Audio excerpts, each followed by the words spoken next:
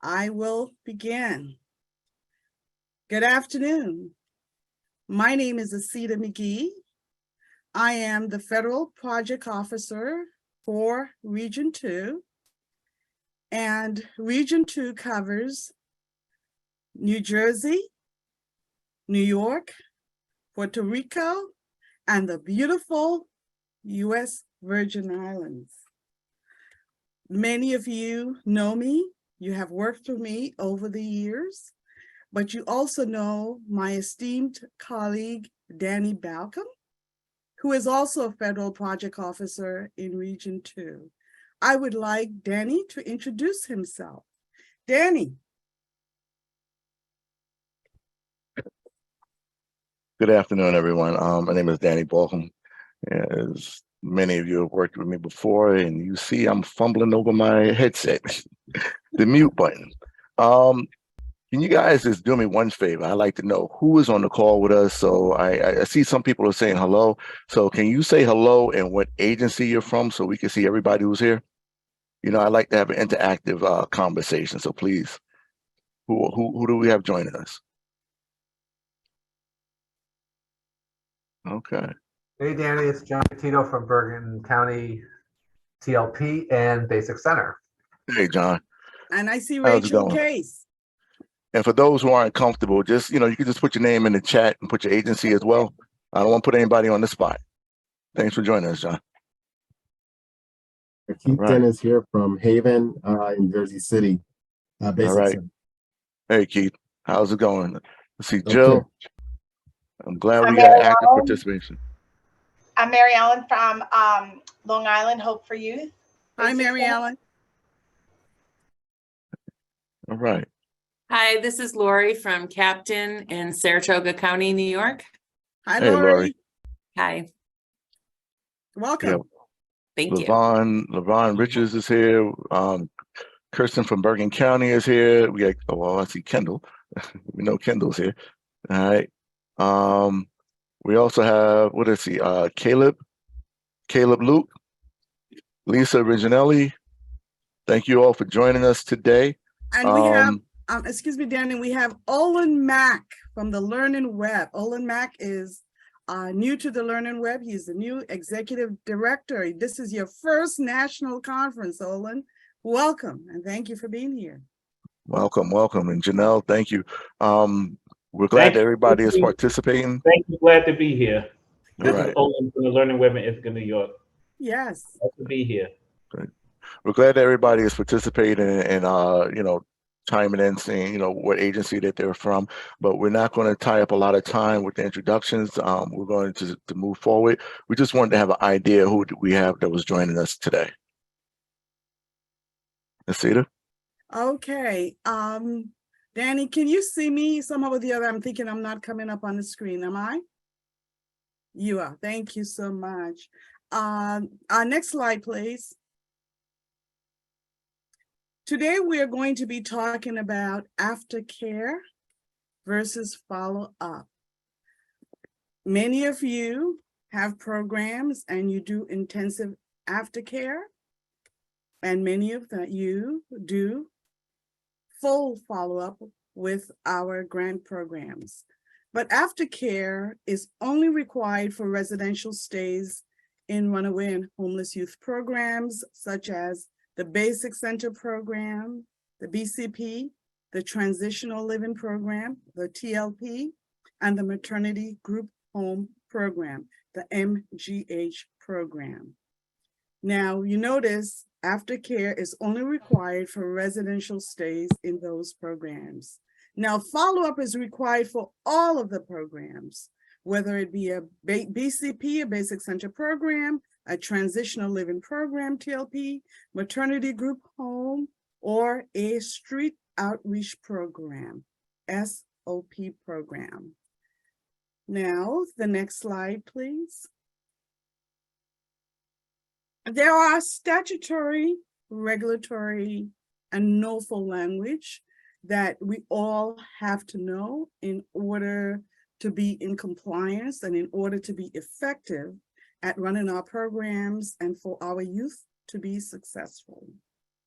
Aftercare per the Runaway and Homeless Youth Rule is, as you notice, it's in quotes, additional services provided beyond the period of residential stay.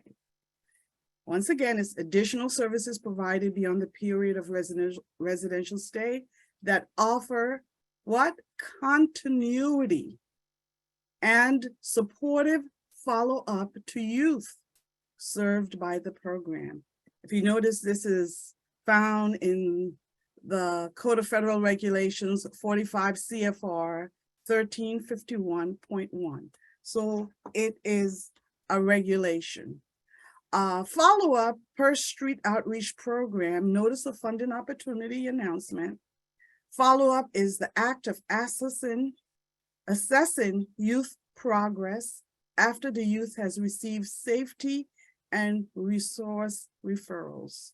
So in this case here, residential stay is not offered, but is after the youth has received safety and resource referrals. Now there are aftercare examples and there are follow-up examples given here. Aftercare example is providing services, ongoing actions or activities, such as counseling, continued case management, or material support. You notice?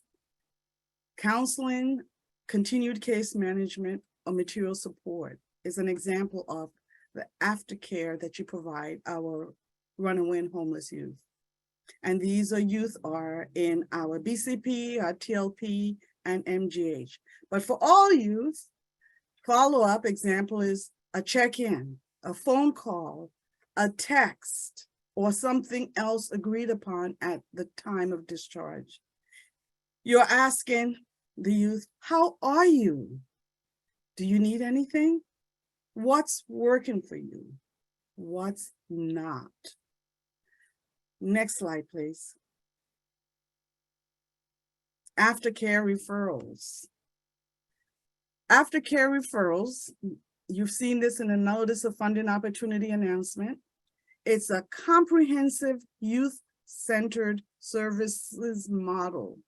During the minimum 90-day aftercare period, that's 3 months, RHY projects are required to ensure that referral agencies are providing support to youth and make adjustments as necessary to increase the quality of aftercare activities. So while you're providing support services, there are adjustments that are necessary to increase the quality of aftercare activities, you're willing to make those adjustments. And that's found in the comprehensive youth-centered services model. Now, sometimes our youth are with us and they don't return to the community because of various reasons. One, they may not have any family, they may not have the support system there. So they return somewhere or they go beyond the state in which you provided the services. Aftercare and follow-up is required regardless of the community or state the youth exits to. Programs should work with youth and the referral organization to provide necessary contact information to ensure that the youth is receiving services within their community of residence. Even though they've moved out of state, you have to do some preliminary work, some work before to ensure that services are received within the new community of residence. This includes follow-up with the youth and with the referring organization. And I think at this moment now, if you all have any questions, you want to pose them in the chat, you're welcome to do so, but I think that will be coming up next. Does anyone have any questions? Okay, I can look at the chat to see if there are any questions. I see some thank yous. Aftercare strategy, this is in documentation. Every grantee should have, for the BCP, TLP, and MGH, you should definitely have an aftercare strategy. Aftercare plan must be developed with the youth and outline what services were provided in that aftercare plan. What services did you provide? what were the appropriate referrals that you made? Whether they were for healthcare services, counseling, insurance coverage, staying connected with school or employment services. So the aftercare strategy is an aftercare plan, and this is developed with the youth participation, and it aligns with services were provided, include appropriate referrals for needed healthcare services, counseling, insurance coverage, and staying connected with school employment services. And that's what we look for when we come and we do a monitoring visit. We look in the youth file, the case management file. We look to see what aftercare strategy was developed with the youth. Track and follow up on aftercare. Aftercare plans must track the youth's or families' housing status, educational services, and the rate of participation and completion of the services in the plan beyond 3 months if services are still provided. Aftercare contacts must be in regular intervals for a minimum of 90 days. Follow-up and aftercare contacts must be documented with at a minimum, the date of contact and the status of the client. That happens to be our runaway and homeless youth. Next slide, please. Here we are, discussion questions. Next slide, please. What are some creative practices that have kept youth engaged with your program after exit? Now, this is about you, our grantees. What are some of your best practices that have kept youth engaged with your program after exit? Would you like to, we are going to pull up a poll, and this is a good time to do that. Poll 1, what incentives do you use to keep youth engaged after exit? Select all that apply, multiple choice. Food, gift cards, transportation, other, none. That's poll 1. Please pull it out, please fill it out and submit.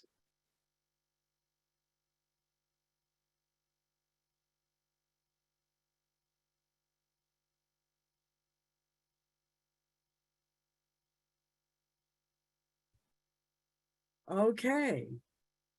Danny, are you there? Do you want to read poll 1? Yes, I am. Thank What are the you. incentives you use to keep youth engaged after exit?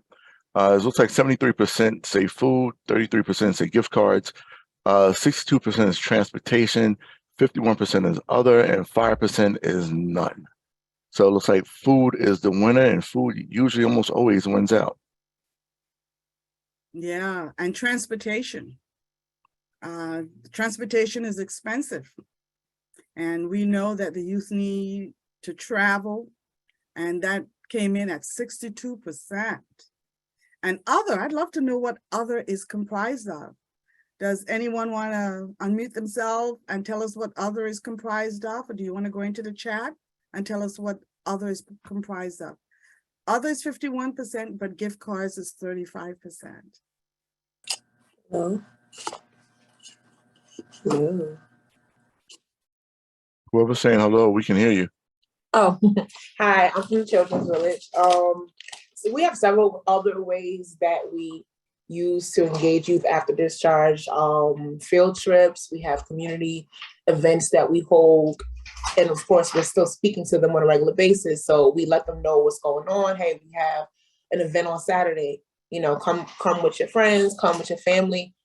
So it's other incentives that are community-based that we do.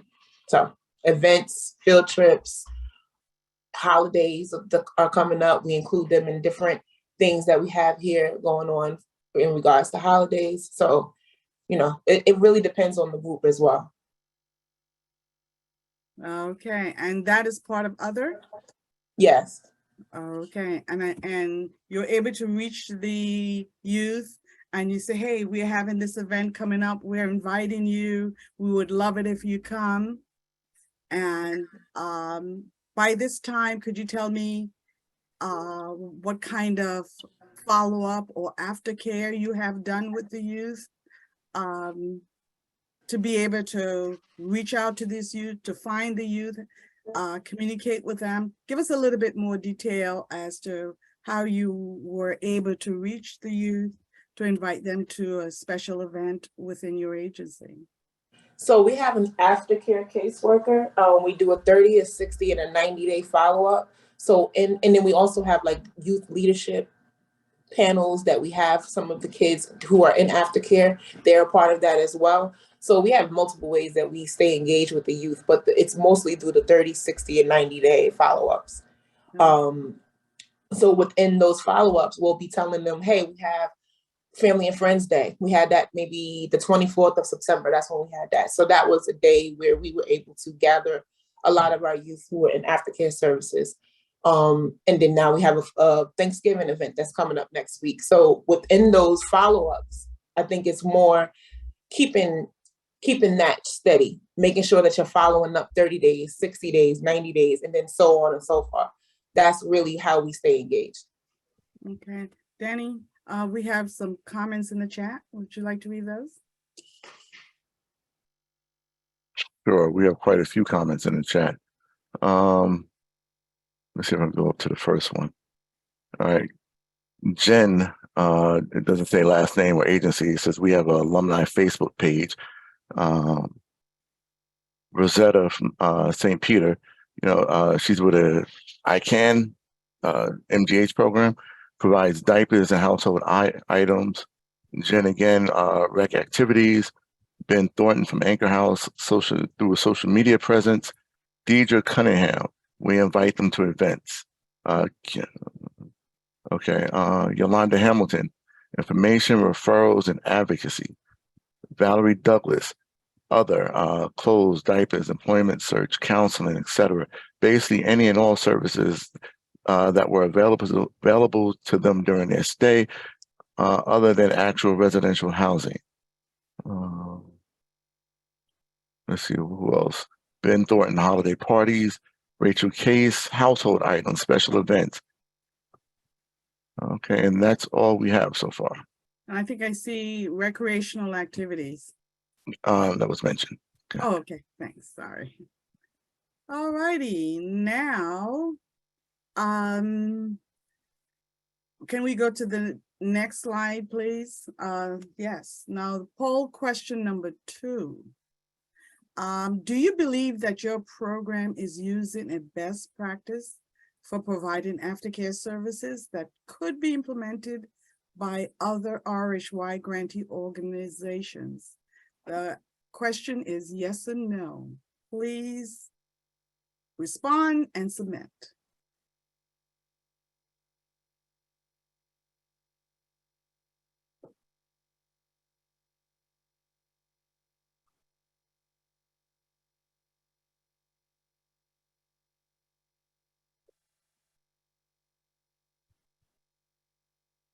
Okay, we have 75% said yes, 25% said no. Danny, do you want to handle this? Let me see. The poll disappeared off my page that quick. Oh, yeah. Oh, Okay. you found it? No, it didn't come back up. I don't know. Hold on, let me see. Okay, here we Okay. go. Do you Okay. believe that your program is using the best practice for providing aftercare services that could be implemented by other RHY organizations? And 75% said yes. I would say this: out of the 75% that said yes, who would like to elaborate on what their aftercare practices are? You can. I think it would be faster if you got yourself off mute. You don't necessarily have to take yourself off the camera, but if you're able to verbally say what it is, I think it would be a lot faster than putting it in the chat. So who would like to jump in? Okay, you got 75% of you said yes. I would Hi, jump in. Danny. This All is right. Paula from Chautauqua Opportunity. How are you? I'm well, Paula. How are you? I'm good. So our youth, we have a youth core group and we meet monthly with the youth. So that's the kids that are in all our programs, in the Safe House, in the TILP House, Outreach Youth, and our Aftercare Youth. So Okay. every month we bounce from one end of the county to the other end of the county, and we hold a meeting. And that's how we draw our kids in, and we keep them involved in projects that we do in the community, Okay. and then go to events that are, put out to the community. So, I mean, our aftercare kids, we will have for a long period of time. And that's how we keep them engaged. We let them come up with what they want to work on and what they want to do. And we just go in the community and do it. It sounds great. That sounds great. Thank you for sharing, Paula. Yep. Hi, I'm Mary Ellen Adams from Hope for Youth. So some of the things we do in aftercare is we'll take them to a doctor's appointment or something like that. We'll provide them some sort of transportation, and it's an opportunity for the case manager to spend some time with them, and it takes away that problem of getting where they need to get for the appointment. Okay, cool. Thanks, Mary Ellen. Thanks, Mariel. This is Justin Jennings from Family Children Association. One of the things I know that we do is we definitely help the youth continue to move into new apartments, new places. We stay in contact with them. But most recently, we've seen a lot of our kids struggle with, obtaining food. And so we've been able to get, donations through the agency that we've been able to supply our aftercare youth with gift cards to Stop and Shop and so forth. That way they can, especially for the holidays, we just gave out some for Thanksgiving for youth who are kind of on their own. And so that way they have money for food as well. So we're just trying to look at all different avenues. So that's one of the ways that we stay involved with our youth as well. Thank Cool. you. Thank you, Justin. Anyone else? 75%. This presentation, the training is for you guys. You always hear me say that when we have our group calls. This is for you. This is not for us. It's how can we assist you? How can we give you the opportunity to do some peer sharing amongst each other? So 75%. I only heard a handful of people so far. I saw Jen Yes. Pinetta, family of Woodstock, trying to get on camera. Jen, come on. Yes, I'm here. I am, so I'm Jen Panetta, family Woodstock. And I will say, like, we existed for a really long time without a full-time aftercare worker. And so the aftercare was like being done by the case managers at the program. Again, I have a TLP. And now we have a full-time aftercare worker, and that has been so tremendous because she gets to know the kids and builds the relationships while they are living at the program, and then can continue on. It's almost like an extension of Midway, but she has the focus, the time, the ability to create a plan, create a service plan. So while she will still do the required, the time, when she would need to do check-ins for kids that might not be too engaged, she really is able to continue goal setting and helping, and pretty much anything that they were receiving while at Midway, except for the housing part. So they're in their own space, and we are seeing great, and we're also learning some of the common patterns that they're struggling with after they leave us. Like, it's been win-win. So that's been really helpful. It's been about 2 years now.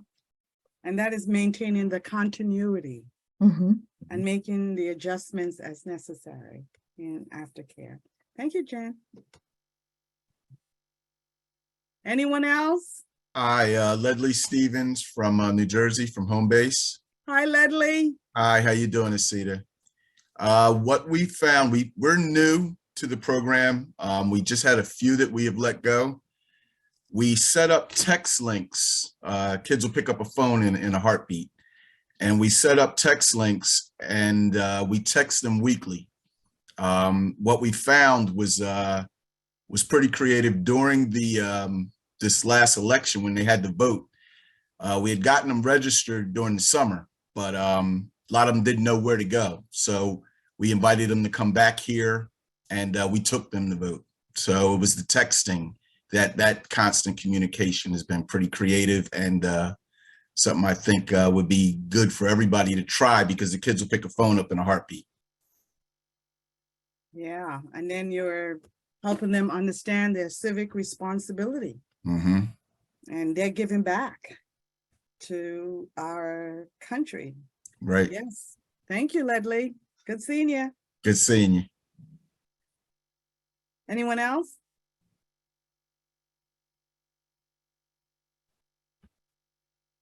%75%, as Danny said. Well, I'm going to look in the chat box because I'm assuming that people are shy. Let's see here. I'm looking in the chat box. Valerie, did you speak? I did not. Hi, Asita. Hi, everyone. You put something in the chat box. I did earlier about the kind of Oh, services we oh, the poll- provide the for poll it, and number people one. have been sharing such great ideas. I'm writing them down. I think our best practice has really been just persevering with that follow through and making sure they have the information they need to access all of our other services. We really try to do a no wrong door. Just because you're not in a residential program doesn't mean you can't access everything we have to offer at the agency. Okay, thank you. Well, I'm not going to call anyone else out and embarrass them like I did you, Valerie. Thank you so much. So are we ready for poll number 3? Does your organization use a youth advisory board as part of maintaining engagement with youth after exit? I'll read it again. Does your organization use a youth advisory board as part of maintaining engagement with youth after exit? Yes or no? Submit your answer.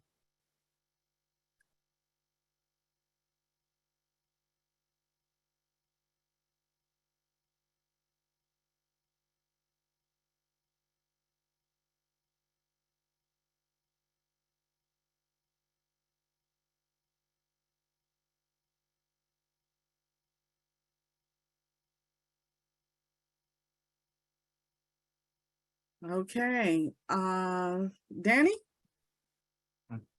We have 59% of you said no. 41% said yes.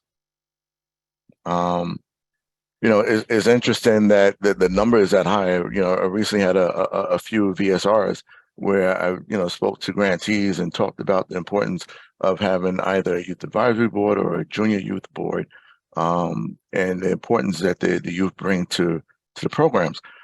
It's unfortunate, but it is what it is for a lot of us, myself included. I try to cover as much gray as possible, but we are getting older. And the fact that we are getting older, no matter how good we are and what we do not speak the language that the kids speak. We do not connect to them on that level.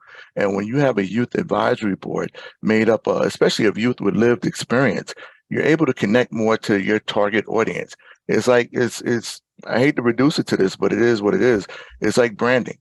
If you want to brand Air Jordans to people who play basketball, you're going to brand Air Jordans to people who are in that age bracket, that are athletic, that are, interactive, and that are playing ball. You're not going to brand Air Jordans to 2-year-olds or infants. They're not playing ball. So, the Youth Advisory Board helps you to fine tune your branding, as it helps you to reach more of your target audience. What I would ask is, out of the 41% that said yes, can you share with us how helpful it's been to have a youth advisory board, and maintaining engagement with you? Okay, I in addition to that, Danny, how helpful it is to have a youth advisory board, but how did you start it? What did you do to get it started? Because we have 59% that does not have a youth advisory board and may want to start it, and now they're going to hear the benefits of having a youth advisory board. This is Lisa Freeman from Compass House.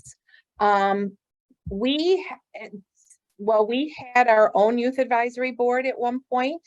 And when we were trying to get the Youth Homeless Demonstration Project, which we were eventually granted, we did a youth advisory board with our continuum of care. So it's not just, kids that have been in our shelter, but it's also kids in the community that have been in transitional living in, maternity group homes and all different kinds of programs. So I think that way it was easier to recruit people because you weren't just going from one pot of kids. So you sort of had more programs and more people to choose from. And this is a transient population. So it is hard sometimes to get the kids that are stable that are going to be there. But when they are there, it has been totally invaluable. We have actually had them help us come up with policies and procedures at our shelter, at independent living, for independent living, for transitional, for all different kinds of programs. And, we let them tell us things that were really important to them. And I think, after they're giving their input, it really helps you to keep the kids in your programs because you're doing more of what it is that they need and feel comfortable with. Thank you. Thank you, Lisa. Okay, does anyone else want to come on camera? Oh, Ben Thornton has a comment. No, I'm sorry. Stacy has a comment. Now we also extend the offer. Stacy Smariglia. Yes, hi, Stacy. Now we also extend the offer to participate as part of our COC for all the youth who have been in our care. We started it by doing like a group activity with all of our youth in the programs. We did like a barbecue, like get together food. And then we explained to them what we wanted to do. From there, we had a couple of youth who wanted to become leaders or partake in what we were trying to put forward. And then they kind of became our leaders. So what we've done is they have led activities within our own programs. They are invited to continue, but then in addition to what we're doing in-house, we do have a few youth who have expressed a willingness to participate with the COC. So we've made those connections with our local COC to have them participate as well within the community. Okay, thank you, Stacy. And there was a comment here from Kendall, author, about information on the website. I lost it, but Kendall is saying on the RHY website, there's training and there is information regarding youth collaboration. He said Kendall said, there are some great trainings on the e-learning site about authentic youth collaboration and effective partnerships with youth and young adults. You can find them here. Kendall said, she said, there are some great trainings on the e-learning site about authentic youth collaboration and effective partnerships with youth and young adults. You can find them here. If you go to the RHY website, if you check the chat, you can just copy that link and then just go there, and that will help you with how you could build a youth advisory board. I love the youth advisory board myself because it's giving young people skills to speak and be a part of. It's empowering them. It's definitely positive youth development, and then to contribute back to their agency, how they have benefited and what they would like to see more of that could benefit other residents or future youth coming into the program. Does anyone else have anything else to say? I see Ben Thornton. Ben, would you like to come on camera?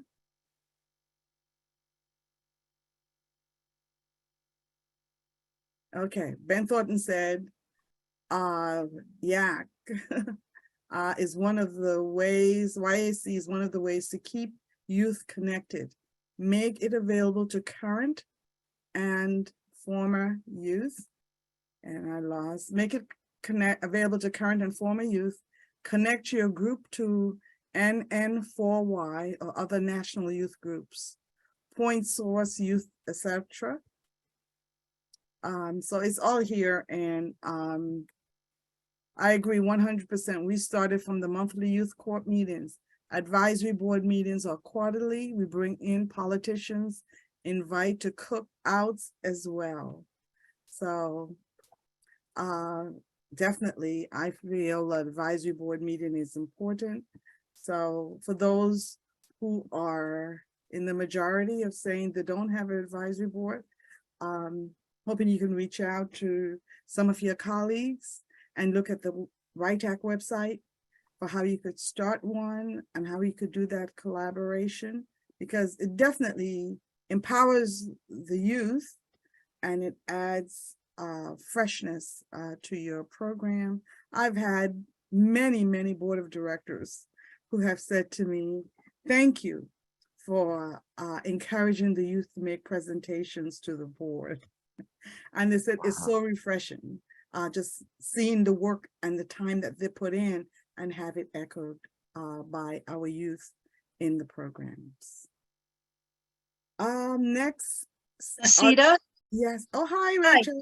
Hi, Danny. Hi, Asita. I just wanted to say that we have a youth advisory council. We actually meet monthly, but what we do is we have the youth set the agenda and the items and reach out to the other members of the council. So it's really youth driven. I think sometimes that makes a difference rather than us as the providers setting the agenda and contacting the kids. We give them the power to do that. And I think it's just great to get the kids together and just get their input on services and what we can do different. And in the month of December, it's been kind of a work in progress because sometimes the kids are a little bit intimidated by people that they perceive to be authority figures, but we're going to have a couple that are actually going to present to our board of directors at the agency. And I think that's a real positive thing going forward. Cool. Okay, thank you. Any other questions? Okay, the next slide, please.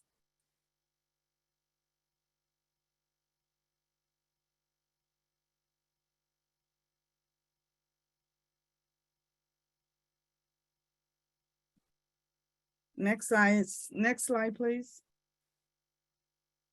Okay, there are many resources, and I have decided to copy some of these resources.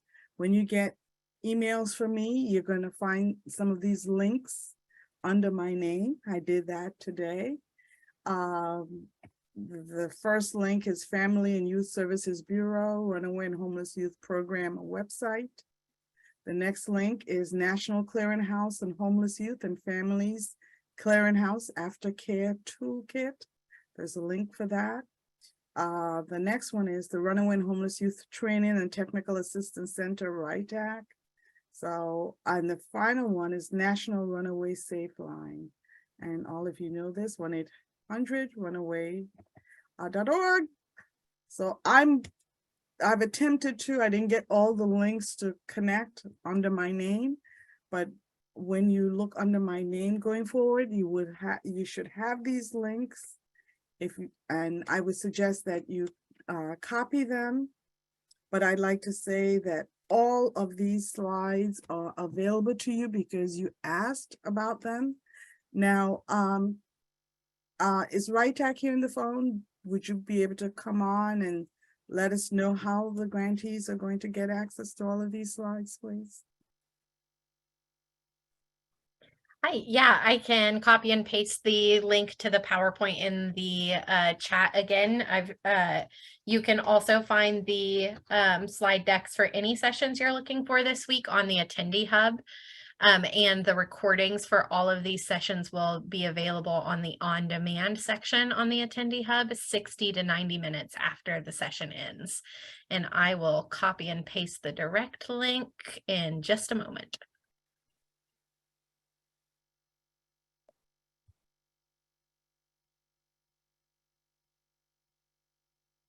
Okay, we have a poll 4.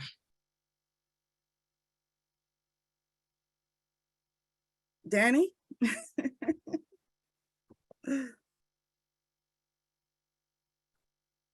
I guess my name being called. You want me to read it? Okay. Yeah. What types of aftercare training and technical assistance would be most helpful for improving your organization's aftercare projects? All-in-one person training. I would say A, in-person training. B, webinars. C, one-to-one technical assistance. D, regional technical assistance. E, technical assistance by grant program. And F, technical assistance with documents, tip sheets, slide decks, etc. You sure have a lot of choices. Which choice works best for you?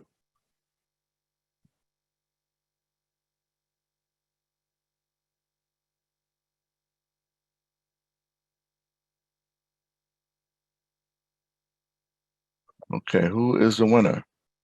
Webinars. Webinars at 68%, followed by technical assistance with documents at 51%, and in-person training at a close 49%.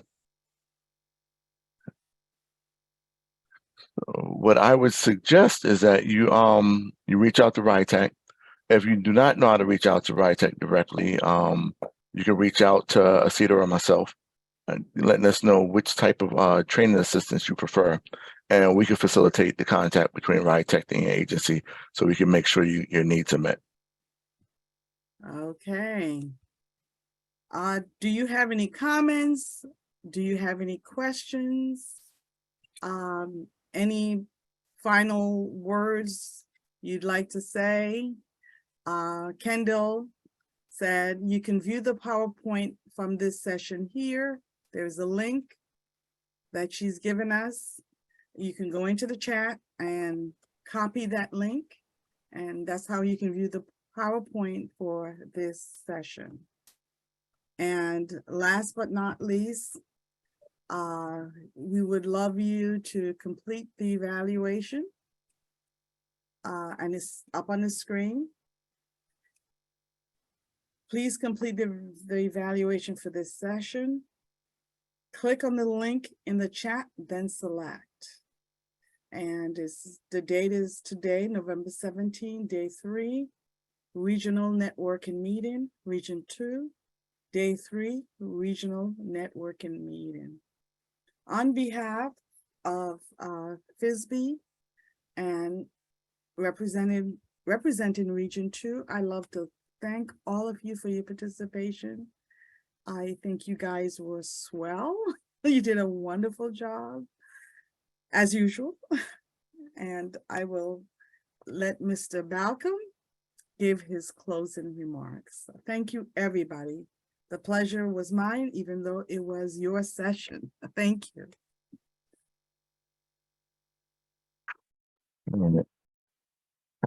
As my colleague said, thank you for taking the time out for us. We realize that everybody is busy. Just because the training is going on, your work doesn't stop, and everybody is probably multitasking as the training is going on. So thank you for your time. Thank you for your input. At some point or another, all of us have done presentations, and you want to get as much input, participation from the crowd as possible. You don't want to feel as though that you're just talking to yourself. So we thank you for that as well. But also, I want you to keep in mind that these trainings and any time that you meet with us, this is for you. This is not for us. We're here to help you to the best of our ability. Whatever your needs are, let us know. Ask as many questions as possible to try to get your needs met. If at any time you feel as though there may be a disconnect, our manager is available, Keith Wallace. You can reach out to him as well, and he'll help facilitate the communication to make sure your needs are met. The thing that I want to make sure that you walk away with is that we're here for you, and we're here to make sure that we help you, and so then that way you can provide the best services possible to youth who are in your community. So again, thank you for your time and joining us. And if there's anything that you need from either one of us, please give us a call, send us an email, and so we can try to assist. All right. Have a good day. Thank you. I look forward to seeing many of you soon.